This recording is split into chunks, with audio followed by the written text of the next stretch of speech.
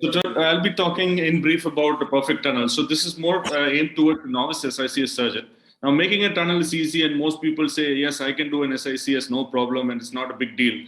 But can you get it right 100% of the time? And can you make sure that you're confident about the astigmatism you create with each incision that you make? This is what we want to discuss today. So we must remember the easiest way I can put it is to show that it is actually a three-dimensional incision that we are creating.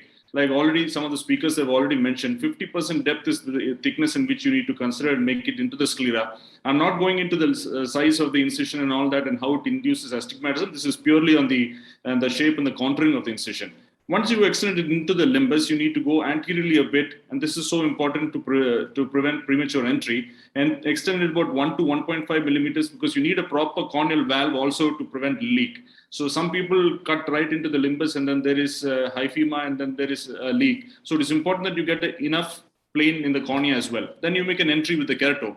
The second dimension is the horizontal dimension that determines the size and shape of the incision. And here I'm speaking purely about the angle in which you keep the crescent blade as you go and make the incision to remain in the same parallel view. You need to make tilt the crescent to the left as you go into the left and to the right as you go to the right. This is so important because the smaller the size of the external lip that you create, you need to be able to tilt it. And if it is a straight incision and large incision, it's okay. But as your surgery gets better and the external lip becomes smaller and smaller, tilting it is so important. So consciously, when you're starting off your surgery also, you need to voluntarily see if you're able to do this. The third dimension also, of course, is the cross-section of the crescent blade. That you can see the end-on view on the right side here.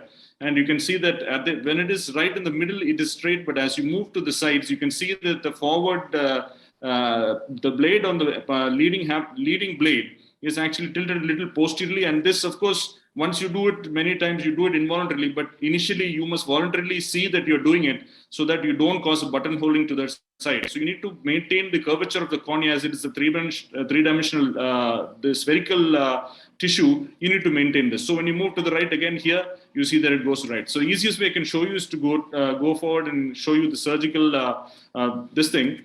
And so here is a superior section tunnel. Make sure you grip the thing properly when you're making the incision. Initially, you might want to do an initial conjunctival incision before. I usually don't go for superior section incisions, but here the patient had a 2.5 diameter astigmatism, and so I made a nice large straight incision. It is so important initially to make sure that you're in the correct plane. And you might see senior surgeons go and do this without any delay, but it's very important to get that correct plane. Once you're in the correct plane, it becomes a lot easier to dissect into the tissues. Here you can see that the blade, you can just be able to see the blade through the sclera as you extend, and you know that you're in that correct about 50% depth of the sclera. As you extend to the side, you can see that the tilt of the crescent blade is also to the left, and also you can see that the leading blade is tilting ever so posteriorly. This is also important to maintain the plane. As you extend into the sclera, you see that it is flattening out. So this is also important. You must remember the curvature of the cornea and the sclera as you do this.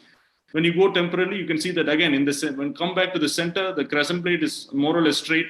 But when it comes to the sides, you can see that the crescent blade is starting to tilt to the right. Also, the leading blade, that is the right side of the blade in this side, is tilting posteriorly ever so slightly in order to maintain the curvature and go in the same plane as the cornea becomes more curved on the side. So this is so important when you make this incision. The third most important thing, of course, you need to, as I said, the depth, the length of the tunnel has to be there also to prevent astigmatism. Third thing is the scleral pockets. These pockets have to be quite large if the nucleus is very thick and hard. So here you can see the scleral pockets based on that arrow is actually bigger than the size of the external and the internal lip, and this would allow an easy egress of the nucleus through that tunnel.